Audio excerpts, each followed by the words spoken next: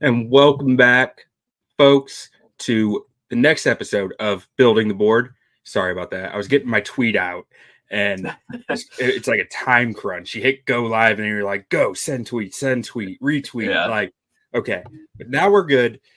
Welcome back to Building the Board. Me and Steve are here to talk about offensive tackles. Exciting, exciting day for us trench enthusiasts. for sure. I feel like we could do like 5 hours on offensive tackle alone, but we won't. We won't. We'll Easily. keep it limited. But how you doing today, Steve? I'm good. I'm good. Excited to talk offensive linemen, specifically offensive tackles. It's a weird position for the Bears, which we'll get into. But yeah, it's good that we're finally into the offseason. The Super Bowl's over, and we've been Bears fans. We've been in offseason mode for months now, but it's now officially Bears are on the clock. We know the draft order. We know all this stuff, so it's excited now to kind of dig into it even more. Yeah. So starting this thing off, what are your thoughts on the Bears' offensive tackle position right now? Like, what's on the roster? How do you feel about it? Yeah, so it's definitely an interesting conversation when it comes to the Bears at offensive tackle because you got Braxton Jones, you have Darnell Wright, who was a top 10 pick just last year. So obviously those guys, Darnell Wright's not going anywhere, but there are people who have different opinions on Braxton Jones. I'd argue that it's one of the few positions where there's like some debate on if it's a need or not. It's like quarterback and offensive tackle. There's some debate there depending on how you feel about Braxton Jones. So to me, I like Braxton Jones. I thought he showed enough last year in his only his second year that I think the arrow is trending upwards. So to me, I don't think you absolutely need to spend the ninth overall pick, let's say, on a tackle or even a trade back in the first round to get a tackle. But at the same time, this is such a good offensive tackle class that I wouldn't necessarily rule it out because while I like Braxton Jones, and I think he's a starting quality offensive tackle in the NFL, some of these guys that we're going to talk about could potentially be top 5 offensive tackles in the NFL or top 3 offensive tackles in the NFL if they progress like we think they can. So it's like, do we want to upgrade slightly in the short term with the potential to get a very valuable piece long term, or do we try to address other needs and maybe just draft an offensive tackle later on in the draft? So it's definitely interesting. I'm kind of the opinion that I think the Bears should go in a different direction in the first round, but still use a draft pick on an offensive tackle.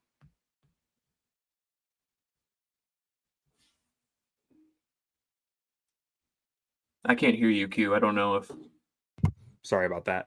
I muted my mic because my dog was going nuts upstairs, and you could just hear him pounding on the floor. And I wasn't sure if it was me or if everyone.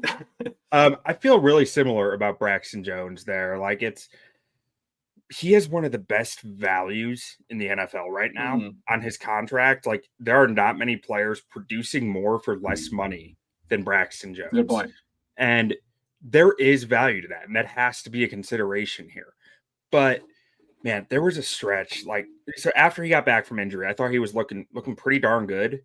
And then there was like a 3-game stretch. I want to say it was like weeks 15, 16, 17, where I was like really getting worried about him. So it was like it felt like he was regressing. He wasn't the same player that he was earlier in the year or the year before. And the last 2 weeks of the season, he did look a lot better after that. But there was a point in my mind where I was starting to just teeter on the idea of like, man, is Braxton good enough? Because I'd been on the train that he was for like a year and a half at this point. But hopefully those last 2 games were more of what we're really going to see going forward. And I feel like there's enough evidence there that I'm comfortable with just going with that. But personally, I wouldn't mind a better swing than Borum behind him, just in case. Oh yeah, absolutely. I think Borum might not even be on the roster. Come when it's all said and done, I think there's definitely a need for a swing tackle. And there, like I said, this draft class is so deep at offensive tackle. Like you can get a really good offensive tackle at 75, pick 75 or something like that. And he can start as a swing tackle, and it's insurance in case Braxton Jones does regress a little bit. You have an option to replace him, something like that. There's a guy I have in mind that I watched today that we'll get to later. But and speaking of Larry Borum, actually, so as long as we mention him, I feel like Larry Borum has to be one of the better locker room guys and harder working guys on the roster because he didn't fit what they wanted when they came here, No. when the regime came in. And you can't kill him. You can't get rid of him because he adapts, he evolves, he works his Right. ass off to be at whatever he needs to be, which is just an interesting aspect. I do think that he's a little lacking there. Like I think he's an Mhm. average swing at best, but I do think he is hard to get rid of. Yeah, I mean, as a swing tackle, you could probably do worse. I mean, aren't there, each team has two offensive tackles, and there aren't 64 really good offensive tackles in the world. So there's, your swing tackle is going to be, a guy who has some issues. Otherwise, he'd be a starter. So, and I think Larry Borum has some issues like athletically. He's not a great athlete, and he has just technique wise. But hey, for a third offensive tackle, you could do a lot better, but you could also do a lot worse. And our friend Scott C from Iowa chimes in the comments, Olu Fashanu, no matter what. I'm not going to try to pronounce the full first name. He's just Olu as far as I'm concerned. It's easier. But so what type of draft capital do you think we're looking at? I think you said a minute ago, like a fourth rounder is kind of what you're thinking, maybe third rounder. Yeah, I kind of got ahead of myself a little bit there, but like I still wouldn't rule out a first rounder, Yeah, because if they have a high enough grade on a guy where they think this guy could be a top three right. tackle in the NFL, like that's so valuable. And when you have a rookie quarterback most likely coming in, like that could be really important. But yeah, Trade. 70, I yeah, was just yeah, say like a trade 70. down to like 17, 18, and JC Latham sitting there on the board staring at you. Like, Yeah, absolutely. Because then you get those other picks where you can address maybe more other positions that are bigger need right away. So yeah, that would be perfect. But it, ideally, I would say you're looking at like at pick 75 is what they have. Like that's where you would start maybe looking at the offensive tackles. Maybe if they have a second round pick, from a Fields trade or trading down from pick 9, maybe you could talk yourself into it there, especially if a guy has versatility to play inside and out. But also just like a day 3 pick, I think would be perfect. Like on a guy who's going to be a swing tackle right away. Maybe he never becomes anything more than a swing tackle, but he's good depth, and can kind of come in and not kill you in a pitch. And you hope you hit another home run like you did with Braxton Jones on day 3, when no one really expected him to come in and start definitely not start right away, let right. alone. But he did. So maybe you strike gold a little bit on day 3. So somewhere in that day round 3, around 4, around 5 range, I think is a good spot for them. Yeah, no, absolutely. And I think that I agree with most of that. It's like it could be anywhere from day one all through the rest of the draft. It's kind of Yeah. offensive tackle is when you find it, you take it at the right Yep. value, and they're not in a good enough spot at the position that I feel like you don't take the value picks when they line Yeah. up right for you. And Now, Poles has been a former offensive lineman. Like he's said so many times that they have to build up that offensive line. Like it would not surprise me at all to see multiple picks on the offensive line. speaking of Ryan Poles, what do you think he's looking for in his offensive lineman for this system, for this scheme that the Bears are going to run under Shane Waldron? Yeah, so I mean that's difficult to tell because I'm not sure we 100% know what kind of scheme Shane Waldron's in. I think there's too many questions on where he came from the Seahawks. Like how much influence did Pete Carroll have on what they wanted to do offensively? I think we have a decent idea. Outside zone scheme, stuff like that. So you're looking for an athletic offensive lineman. I think if we're looking just based on polls, we could just see kind of the offensive lineman that he's drafted in his couple years as GM, like Darnell Wright was bigger than probably what is normally fit in like an outside zone scheme, but super athletic, tested really well at the combine. Braxton Jones was super long and athletic. Even the guys they drafted on day 3 in his first draft, those interior guys were all really long and athletic, with the exception of like Doug Kramer, but the other guys were really long and athletic. So I think that's what you're looking for. I think they Well, even value length. Kramer was really athletic. He's just Well, yeah, T-Rex he was. arms. Yes, he was athletic by T-Rex hours, but that was also like what, a 6th-round pick. So you Yeah, overlook some things when you're that late. But yeah, I think length and athleticism are the two things that they're going to value. So I think Darnell Wright actually has like the shortest arms of any offensive lineman that they drafted, and he was still over 33 like and a half inches or something like Yeah, that. he So he was just over that 33 threshold, but it was like okay, his that's what it was. athleticism makes up for it.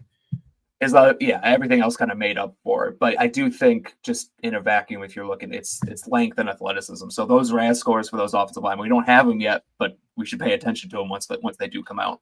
Yeah, just 2 weeks away from the NFL Combine. So close. Get excited.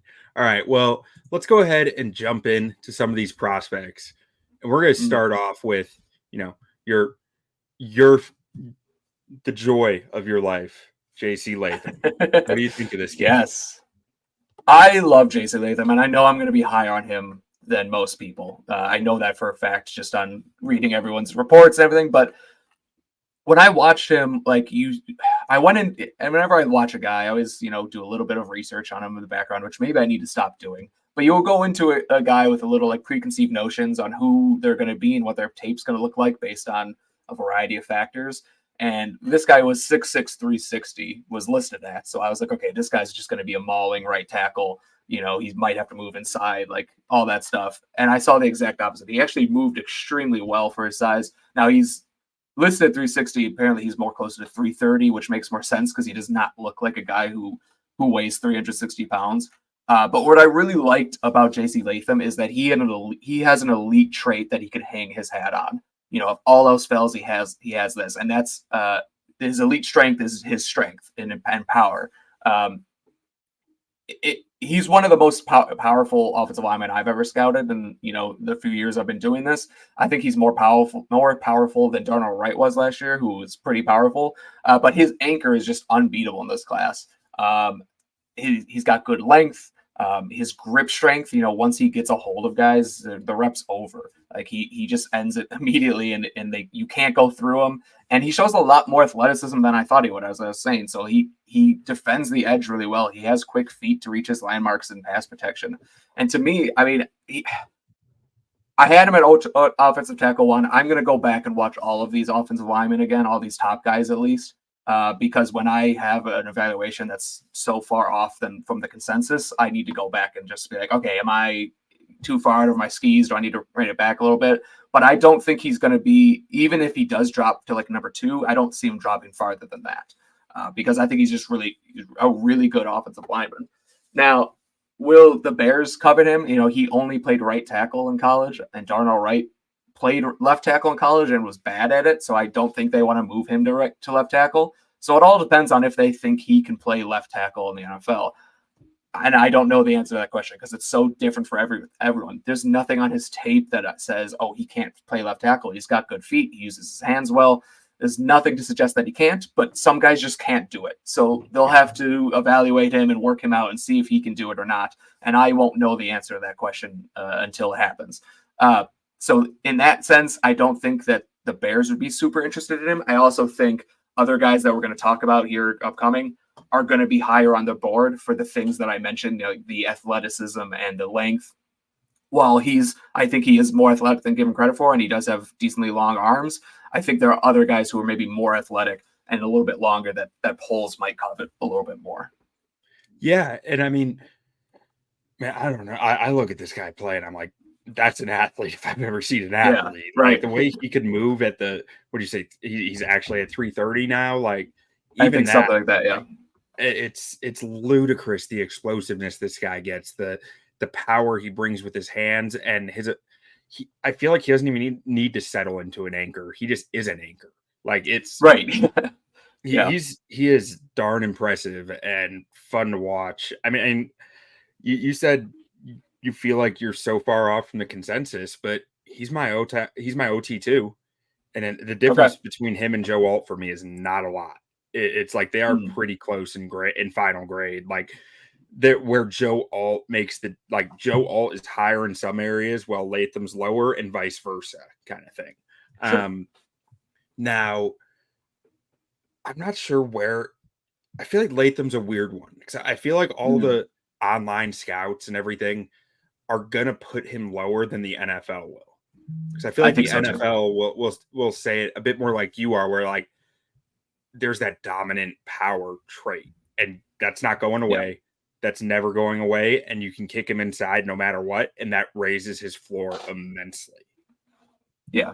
Yeah, I could see him easily going top 10 and being, I think Joe Alt probably seems like he's the consensus, maybe not consensus number one, but he's high on everyone's board. So I feel like he's going to be the first offensive tackle off the board, and we'll talk about him in a bit, but it would not surprise me at all if JC Latham is the second, despite, like you said, all like the internet scout guys have him closer to like 4 or 5 on their board, beyond a couple other guys we'll talk about, which I think is outrageous. I wouldn't put him any lower than 3. We're at worst case scenario. So yeah, I do think he's a guy who has a chance to go top 10 and potentially even be off the board by the time the Bears are picking, depending on how teams feel about him. Yeah. Now, so let's move on to the more consensus OT one. That's Joe Alt, and he's my OT one. And I am a sucker for NFL bloodlines. I'm not even going to sit here and try to lie about that. But when I see a guy whose dad was an all-pro offensive tackle playing offensive tackle at the college level at a first-round grade, I say this is about as safe as a pick gets. This guy grew up in the locker room. He knows exactly what it takes to play on this level, and he's already shown it at the college level. I just feel like there is so much safety within that. And let alone, you look at the athlete here, you look at a guy who grew up playing quarterback and tight end.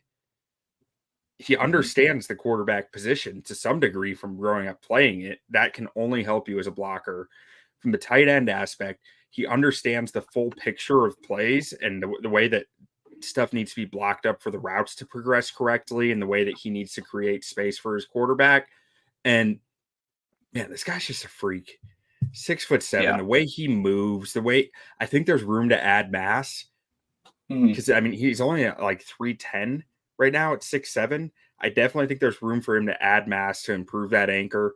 The anchor is the only concern I have with him. Otherwise, I think he's just about darn perfect. Yeah, I like Joe Alt a good amount too. I wasn't as high on him, but I see like everything that you've said was like that was obvious on tape. Like the athleticism is incredible. I think there's a lot more projection in Joe Alt's game than Latham, which is why I preferred Latham.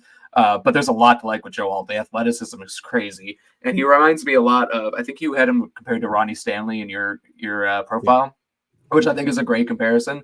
But he reminds me a lot of Lane Johnson coming out of Oklahoma like 10 years ago now, because he was also a former tight end who kind of moved to offensive tackle. And just the way like their body types are is that when you look at them, you don't think, oh, this is a 320-pound offensive lineman. They just look like a big tight end.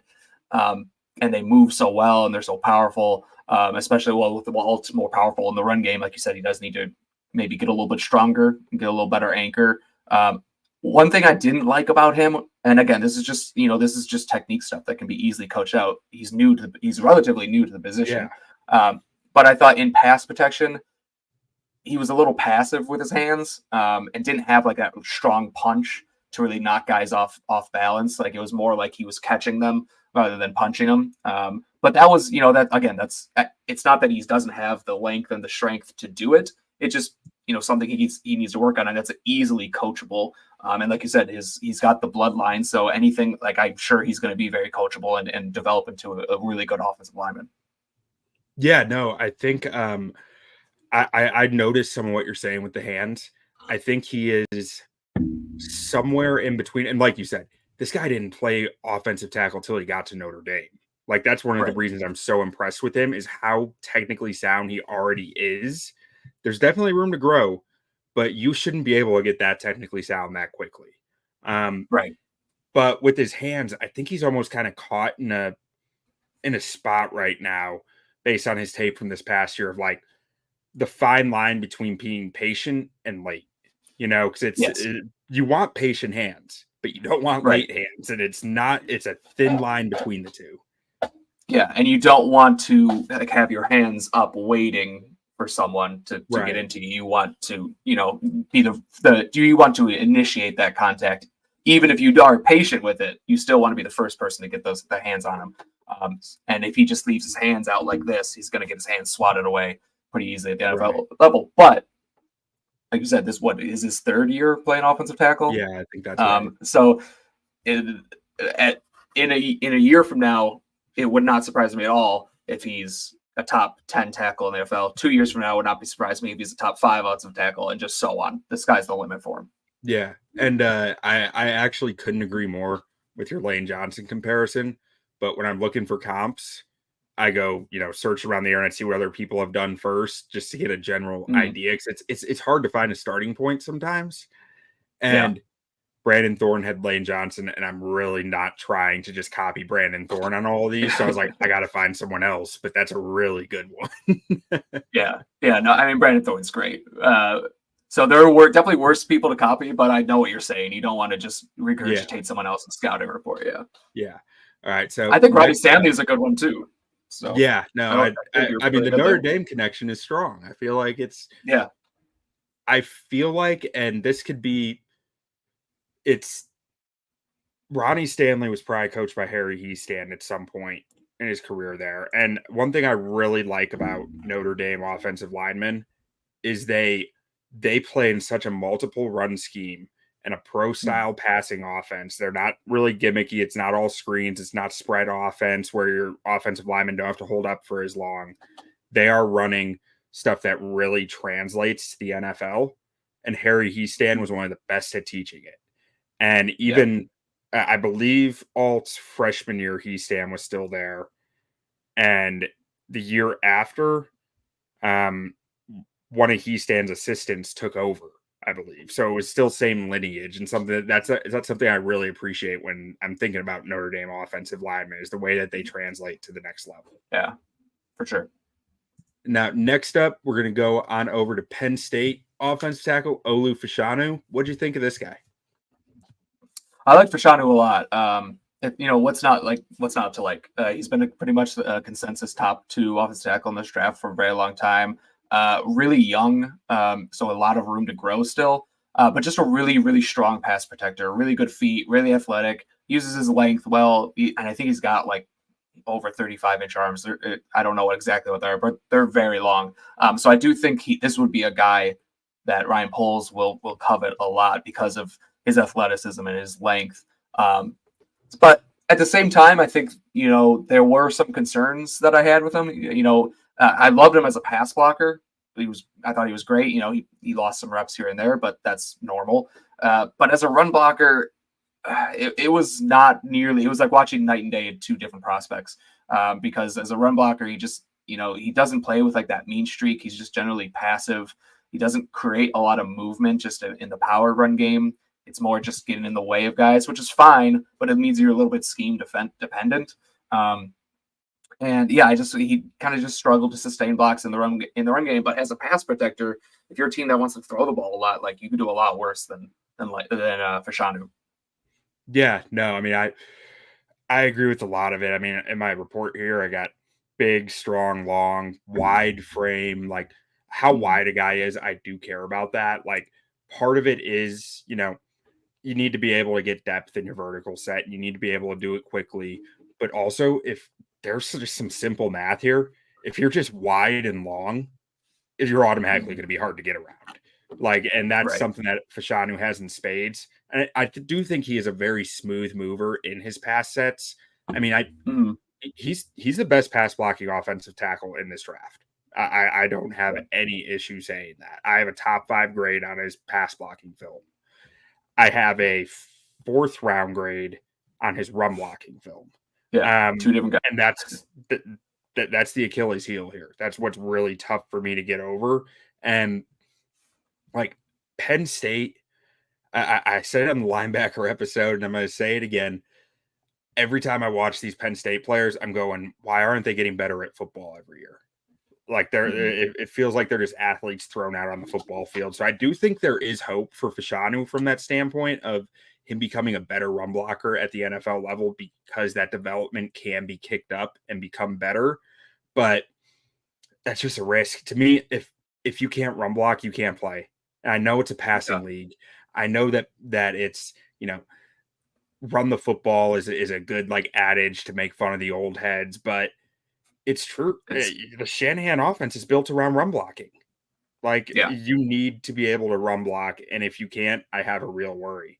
And I think he will get better in the NFL, but the worry that I have is the play demeanor and run blocking. It's there sometimes, but it's not there Yeah. all the time, and that's where I get kind of stuck. And I do hope he does develop it more and get more consistent with that demeanor at the next level, because I think he could be a great talent if he gets that side down. Yeah. I wonder also how much of that is he was pretty much the consensus number one offensive tackle last draft and went back to school for 1 year, which surprised a lot of people because everyone thought he was going to be a top 10 pick. So I do wonder how much of that is in this year when he was kind of playing not to get injured. So maybe he was a little bit more passive than usual. Cause he was kind of like the consensus top tackle for a while until now other guys seem to be passing him and he's kind of fallen a little bit.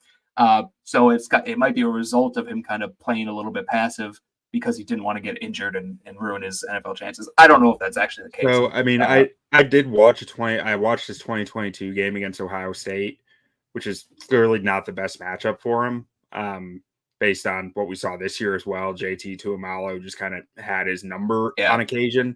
Still graded out as good games, but not his best games. And I still had a 4th round grade on his run blocking in that game too.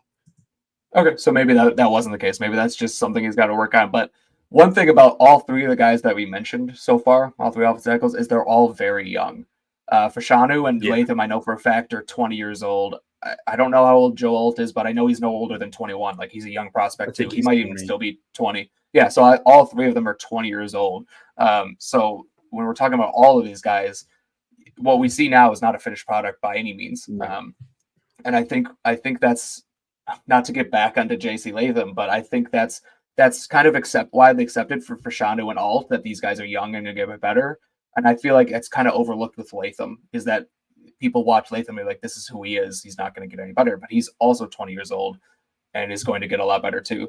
But all of these guys, I think there's a right tackle stigma with that. I really do. Yeah. They're like, he's at right tackle. I see at right tackle if he can get better. Yeah, that's definitely always comes into play. Same thing happened with Darnell Wright too, but then Darnell Wright got drafted in the top 10 because he just had really good tape.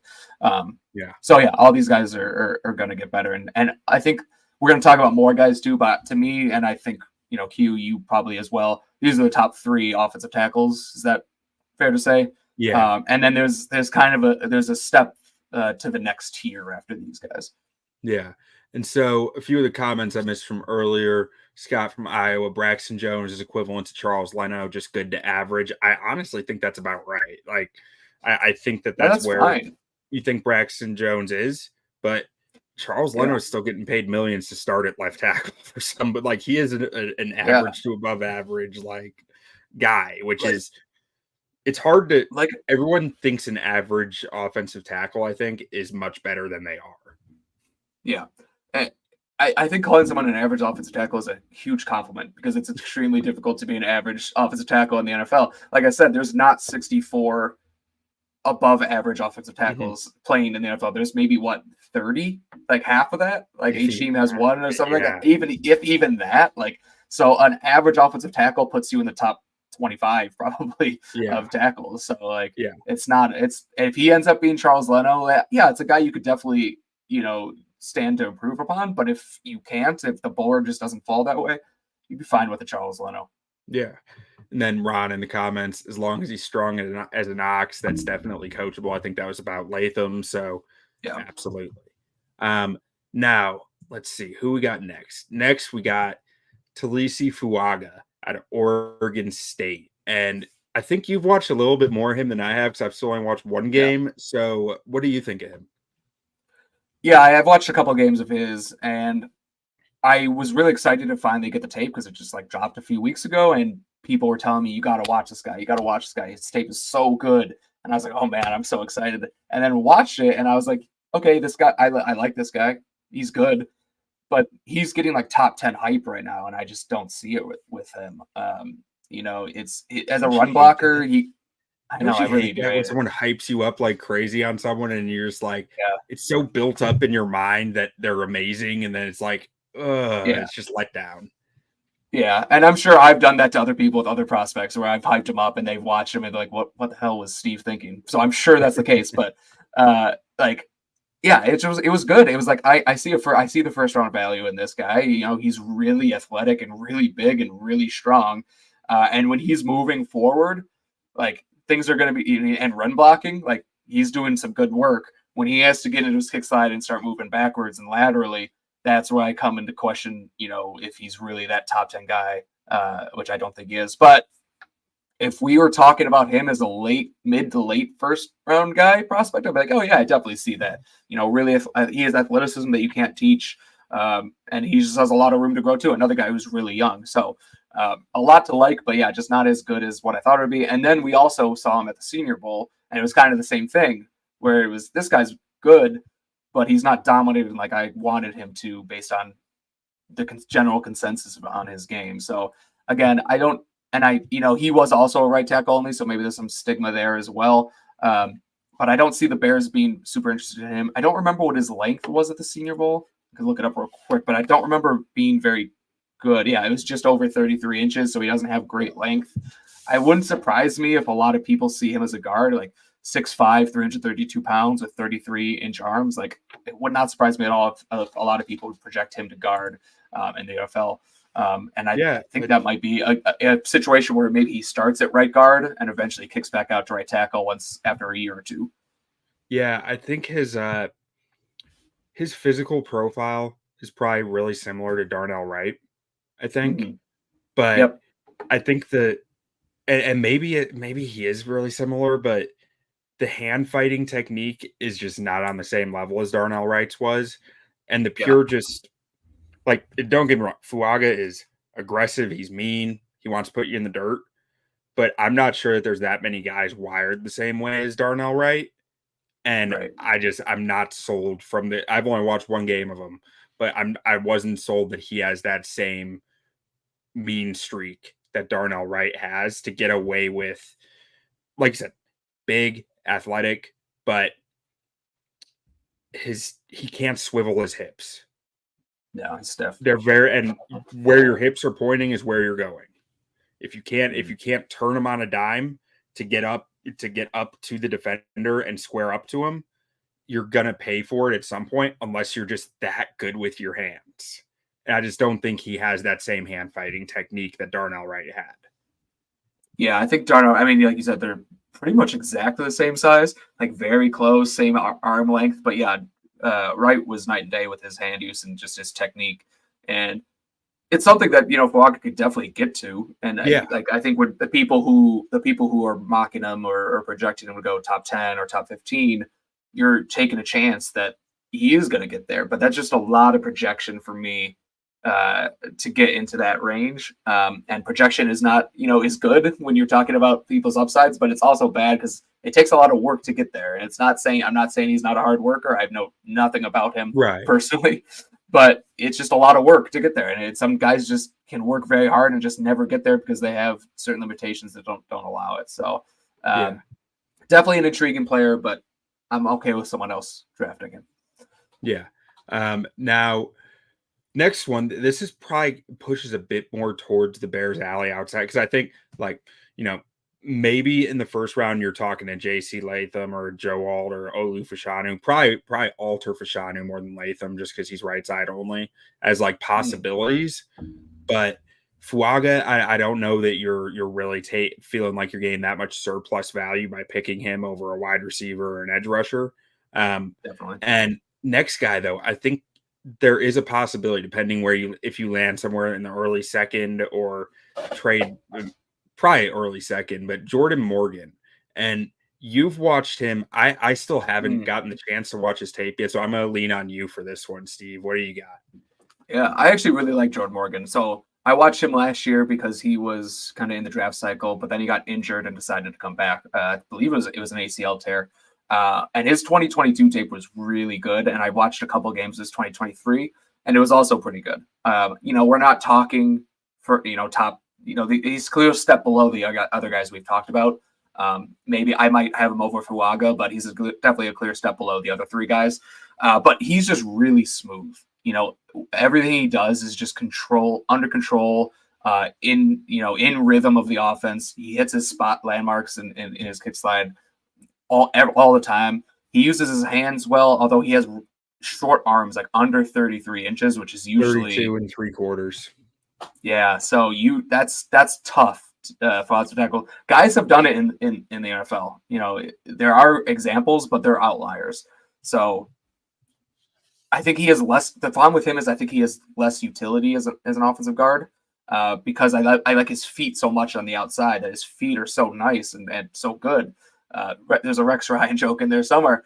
They're so they're so quick that like I like him on the outside, and he's not as powerful as you want as an interior guy to be. I do think he can play on the interior, especially in a Kyle Shanahan offense. You know, when you want to get your guys out on the move, like I think he could do that. But I do like him better as offensive tackle, and just because anytime I go back to this again, but there's the smoothness that he plays. It's so simple and so smooth. Like he makes everything look easy. Whereas like Fuaga, everything looked, you know, he was winning reps, but it looked difficult, you know, but he Right. was still winning because he was just bigger, stronger than the other guys. With Morgan, everything's so smooth and it just looks so simple. And he went up against, you know, one game that I watched was against UCLA, against Lei Tulatu and the Murphy brothers.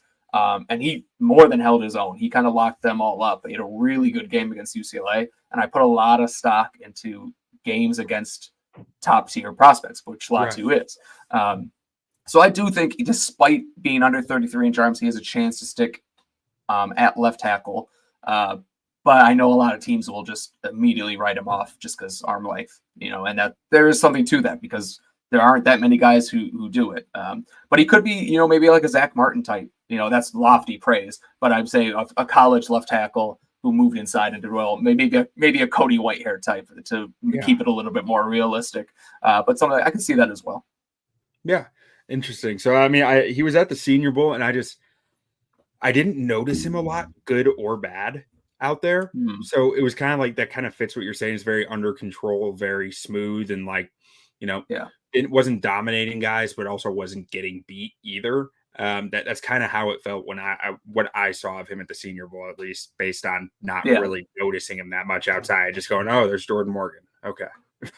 Yeah, no, the tape is very much like that. I was actually putting together a video for our scouting reports, and like you know, when you put together a video, you want to get those dominant reps on tape. And I was Yeah. like, I don't really have a lot of dominant reps from him, but I have 45 just solid plays. Like, is that going to be exciting in a video? I'm still going to do it, but like, yeah, Yeah. that's really what Just it is. Just slap them all together, put some smooth jazz in the background, and you're good to that's go. actually not a bad idea. I think I am going to do that. That's a good call. All right. Next guy here.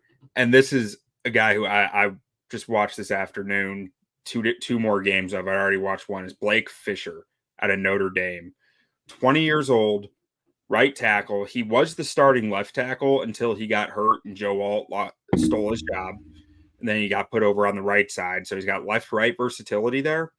And man, this guy's every game that you watch is going to feel very different. Like he is just inconsistent. But man, his good games. Oh, they are impressive.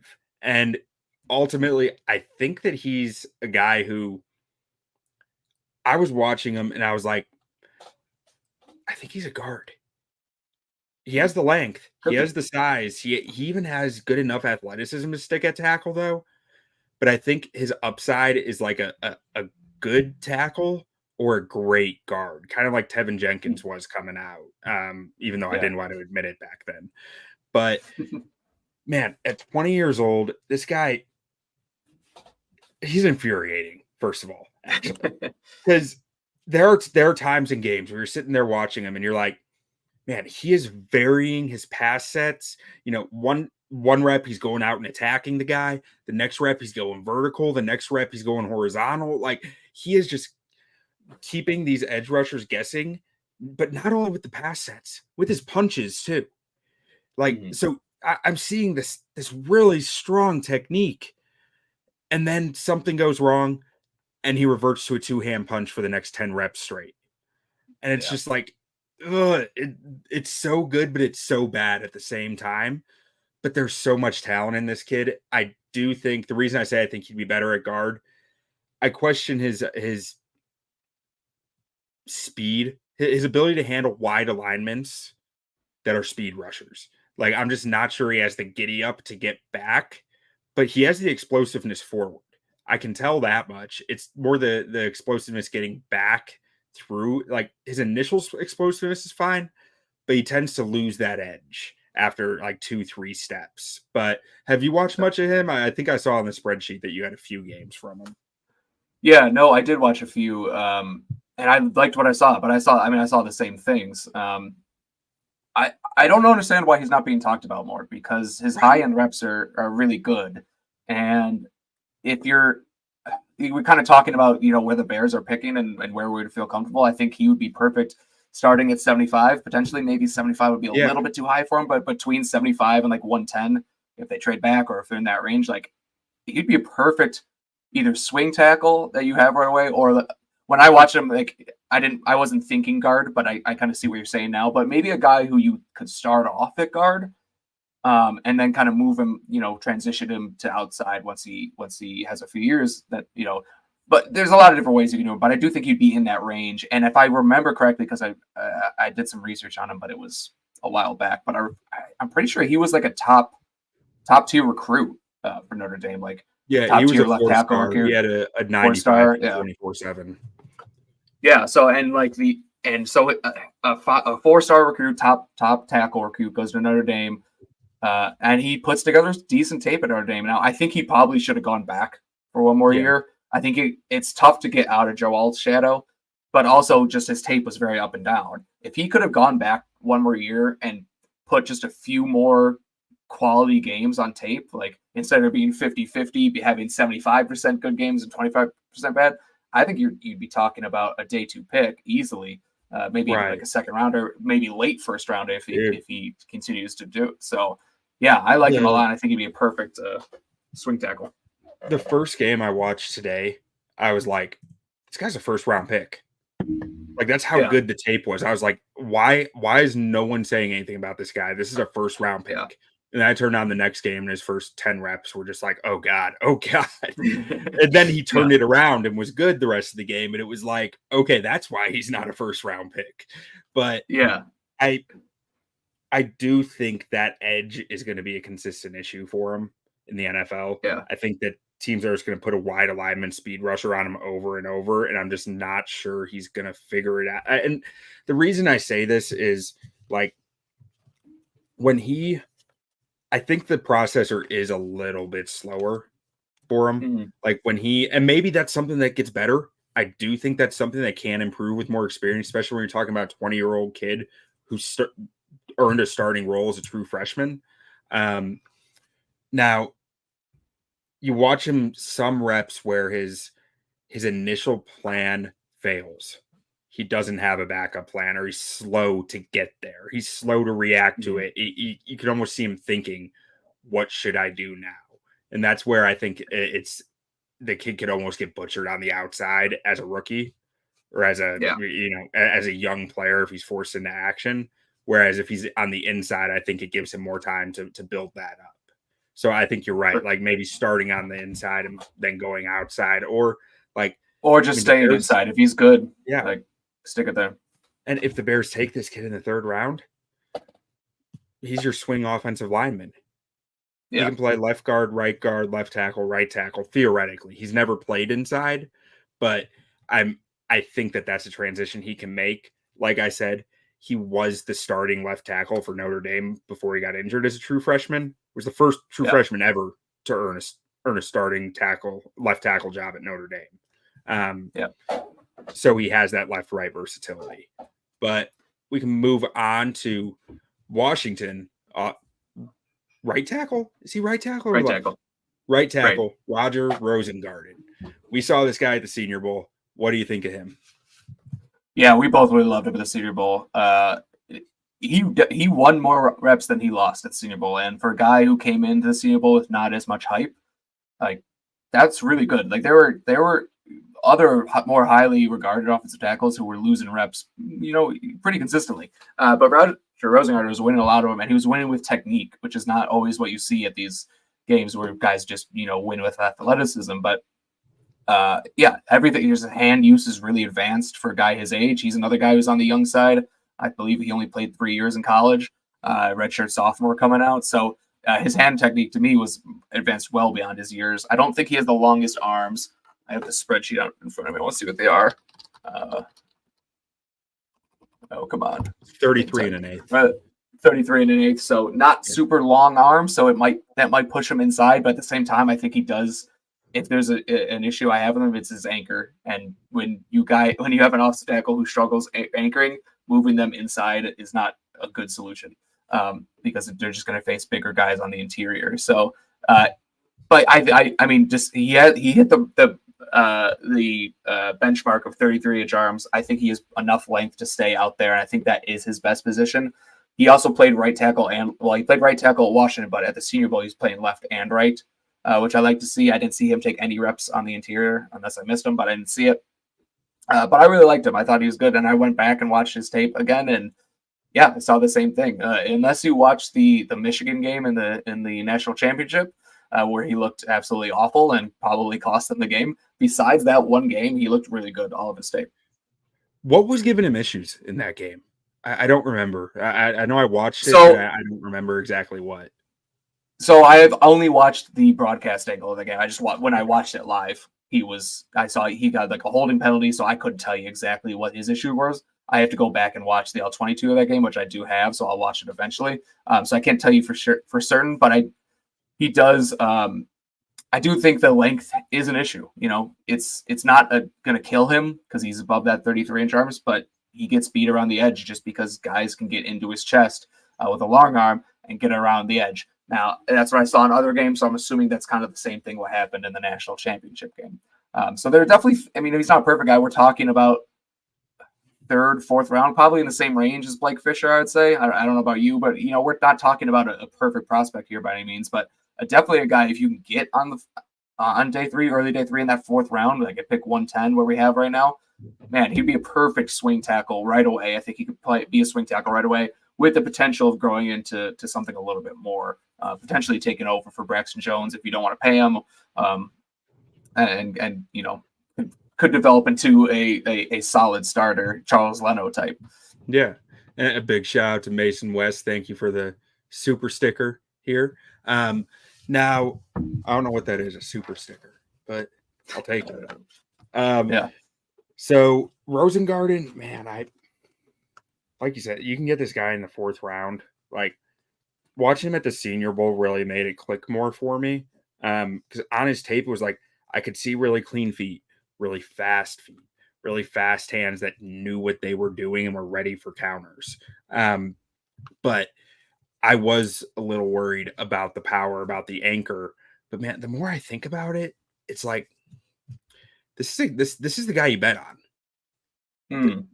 You get feet like that, you get handwork like that at offensive tackle. I mean, like you said, I don't know that he can kick inside to guard. I don't know if he needs to kick inside to guard because, like you said, 33-inch arms.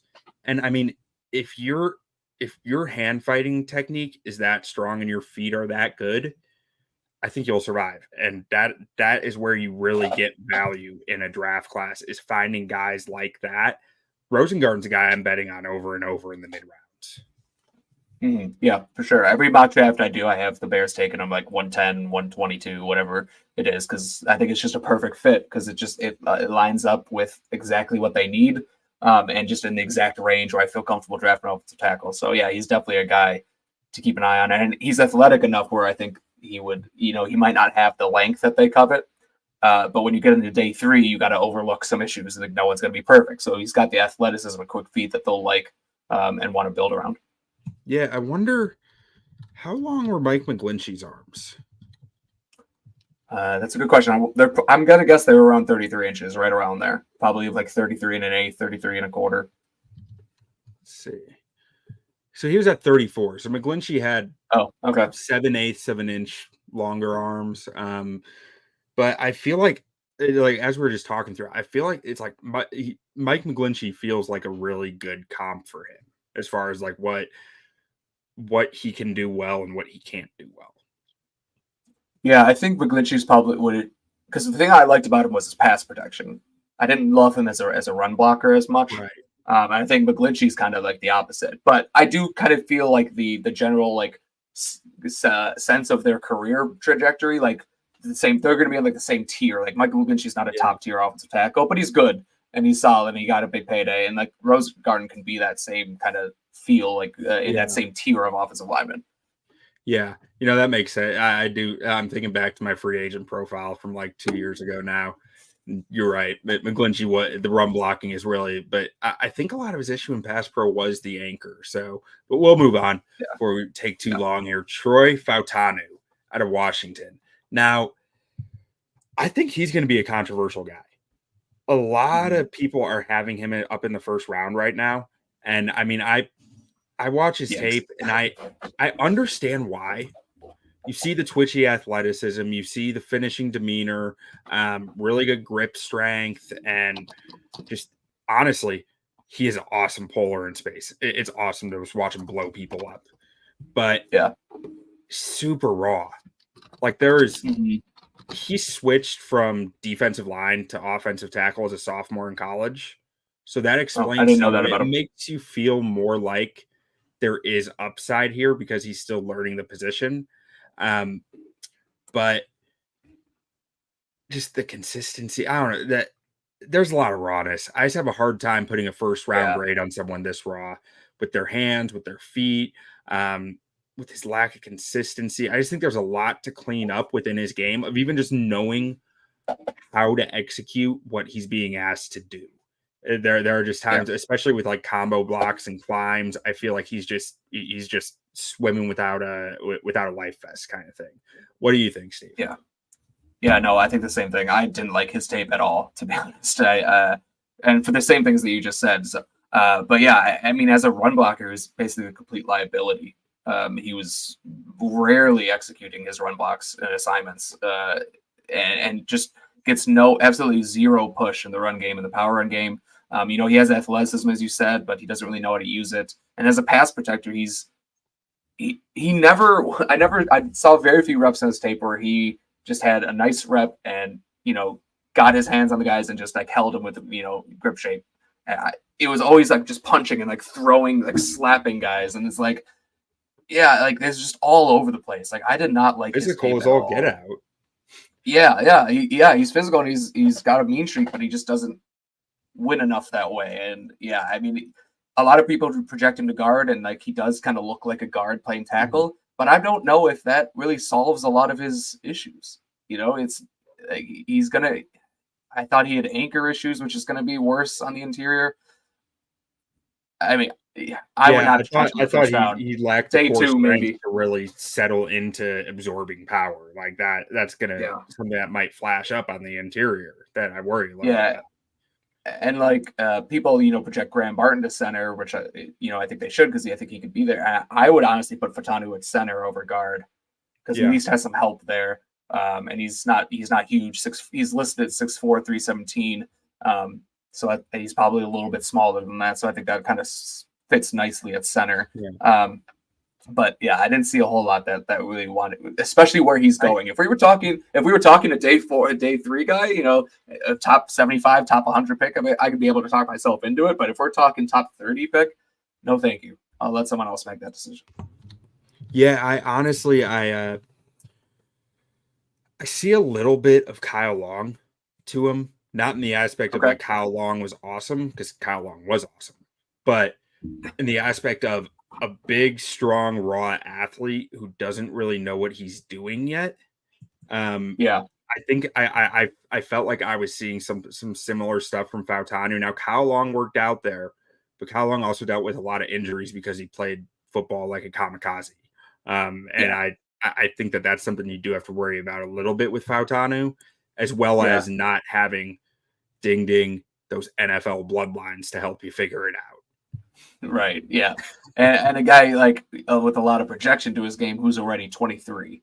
Yeah. Like I know he's newer to the position, which I actually did not know that. Maybe I'll go back and watch him now that I know he just transitioned to offensive lineman during his college career. So maybe I'll go back and look at him and kind of look at him through that lens, and that might change it. Because I do think the way the lens you watch these guys through changes your opinion so much on them. Like Knowing a if guy's you, if experience is a huge factor to watching them. yeah, so yeah, I might go back, but he's already 23. So if you're talking about a guy who needs some development, you're talking about a guy who's probably not making an impact until he's 24, 25, and even then, then you got a couple years left on his contract before you got to pay him, and then he's still developing. So a lot of red flags there. Yeah.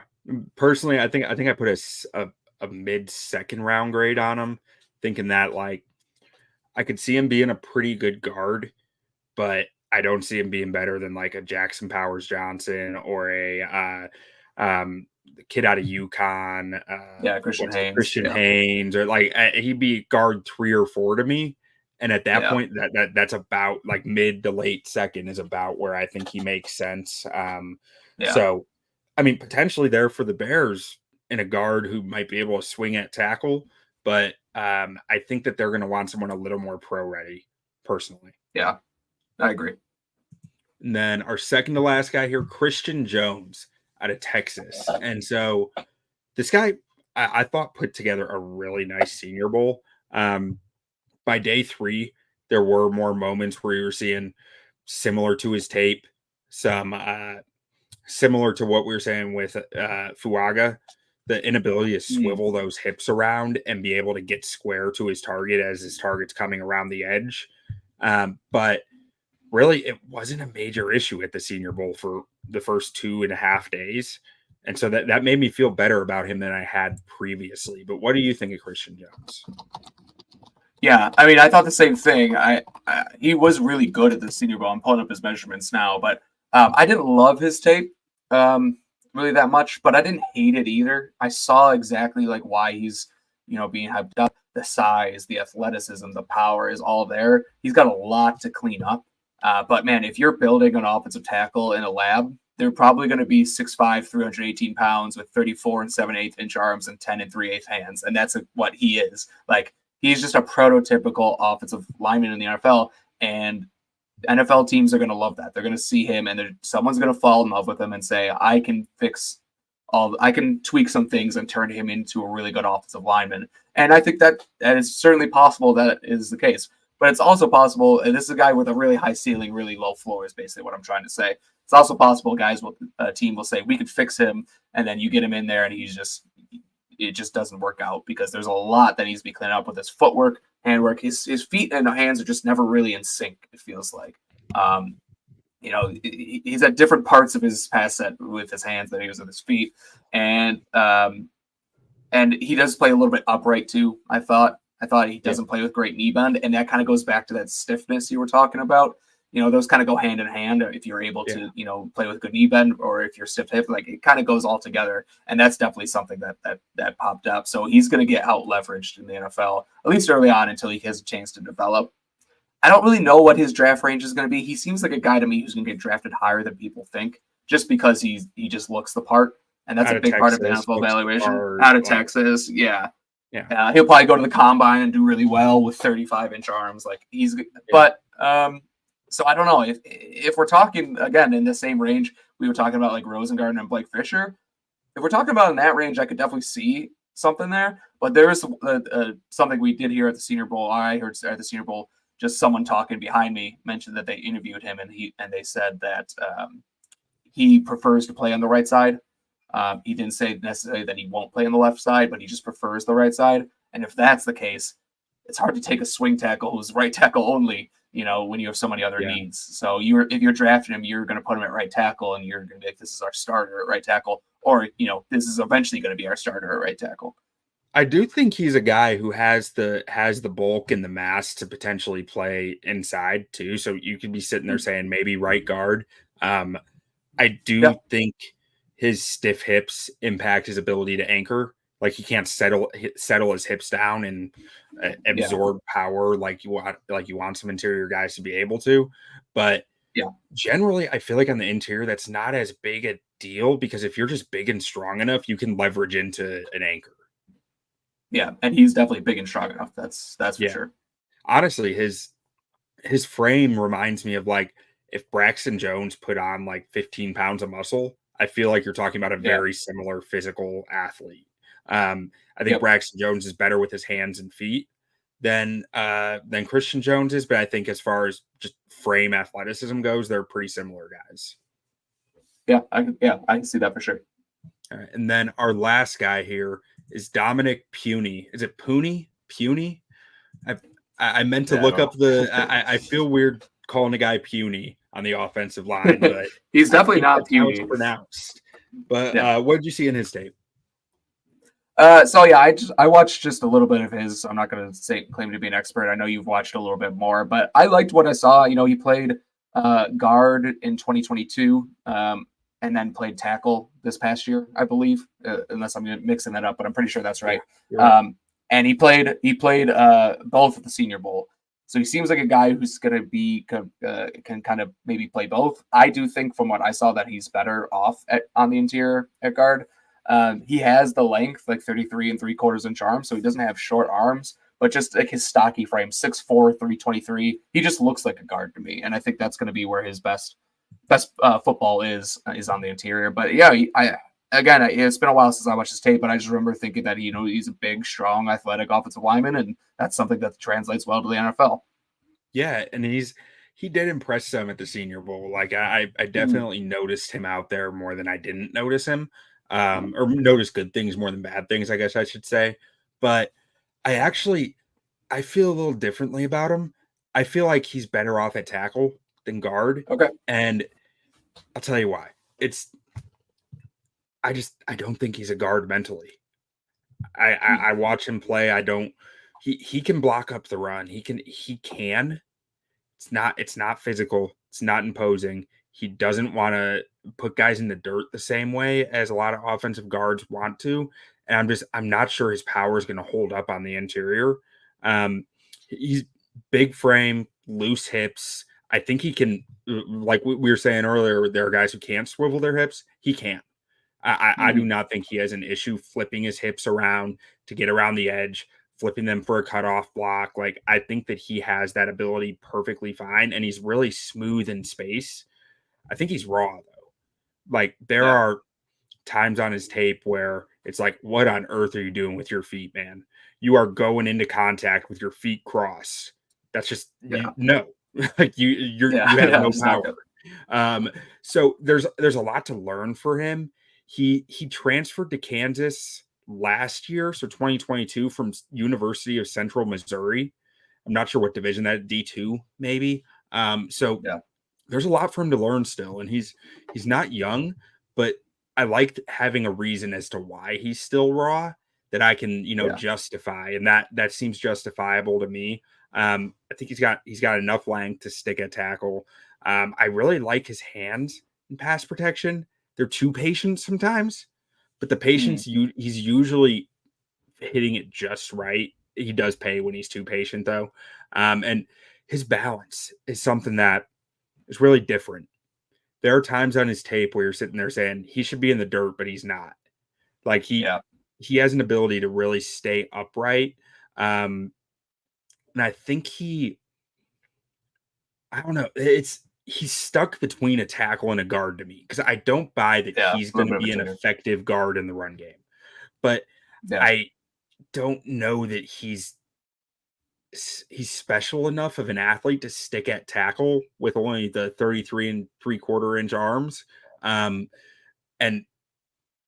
I don't know. My gut says stick him at tackle or keep him at tackle, but I think like you could have him swing at both as a backup. Like he can play a little guard, play a little tackle as needed. Because I mean, I think his upside is a starter. Like I don't think this is a guy that you're sitting here saying this is going to be our next developmental franchise left tackle. I think his upside is a Charles Leno.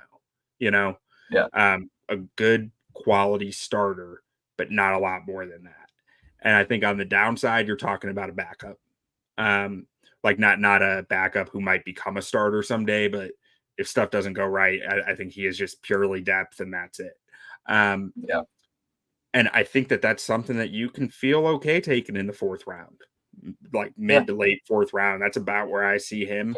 Now, I'm not sure that I think he's a great fit for the Bears because for that type of guy, I think you want to be guard first, tackle second, not the other way around. And I think he's tackle first, guard second. Okay. Yeah, interesting. Yeah, I think that's like what I was kind of thinking too. I have to go. I need to watch him more because It when I took me watched a him, lot of time to think that through, through all my thoughts of like, is he a tackle? Is he a guard? Like I spent like an hour yesterday trying to figure that out in my head. Yeah, but I like how you brought up the balance because I think that's a trait that is not talked about enough with offensive linemen. The balance that they have, because eventually any offensive lineman, Trent Williams, doesn't matter who you are, you're going to lose a rep, and you got to have that balance to recover. And recoverability is something that I put a lot of premium on. More so recently with my offensive line evaluations, it's not something that I used to. I used to grade all wrong, like, oh, he lost that rep, but really he didn't, because he recovered nicely and anchored. So I think that balance is something that's often overlooked for offensive linemen. And not Pooney, because I still need to watch more of him, but that's something I saw with like Rosengarten and Jordan Morgan as well. They were, even if they did not have a perfect rep, they were still able to readjust their hands and keep their balance and stay in front of guys. So I think that's something that I just wanted to since you brought it up, to kind of just go over that again, because I don't want it does get overlooked very easily. Yeah, and also on Pooney at the Senior Bowl, he did snap the ball as a center at times. Like, so he doesn't have any experience playing center, but clearly some NFL team wanted to see him snapping the football and getting reps with a guy across from him doing it. And I could see that fit better than guard. I think I think he's a smart football player as well. Yeah, that's interesting, because I do remember that now that you mention it. And yeah, there's a couple guys in this class who usually you have like a tackle to center transition like once a year, maybe once every other year, and I feel like we have like now 3 guys who that might be like their best in this one draft. That might be their best way to go. So it's interesting. Yeah. So before we move on, Steve, was there any other guys that you wanted to mention, or kind of just give a quick minute to?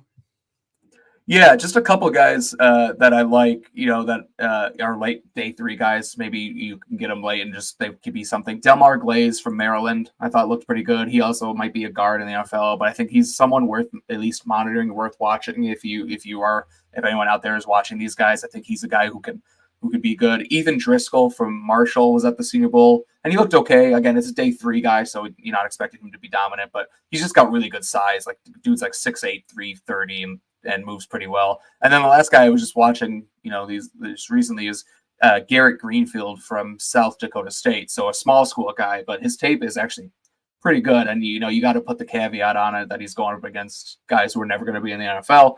But he plays, we talked about balance and loose hips and knee bend, and like he just has all of those things. He's got some things he's got to clean up with his hands, but man, the flexibility and knee bend and that he plays with is really good. So he's a guy that I'm excited to watch more on. You're muted again. Q, you muted. I did it again. Unmuted now. So anyone who's watching on the YouTube, stick around for the On Tap Sportsnet channel, because give us about 5 minutes. We'll be back talking about interior O-line in a new video. But if you're on the podcast listening, we appreciate you guys listening. Make sure to go check out our scouting reports over at ontapsportsnet.com. We have scouting reports coming out daily, positional podcasts coming out. Make sure to go check out the Interior O-Line podcast that we're recording right after this. And thank you guys for watching. Please make sure to leave any comments, likes, throw us a subscription, and ratings. Please help us out with ratings on the podcast. It is a huge factor for how many listeners we can get, what our reach is. If you guys are liking this, please go on Apple Podcasts or Spotify or whatever it is and throw us a rating, throw us a review. It would mean so much to us. And thank you guys for listening. We'll see you soon.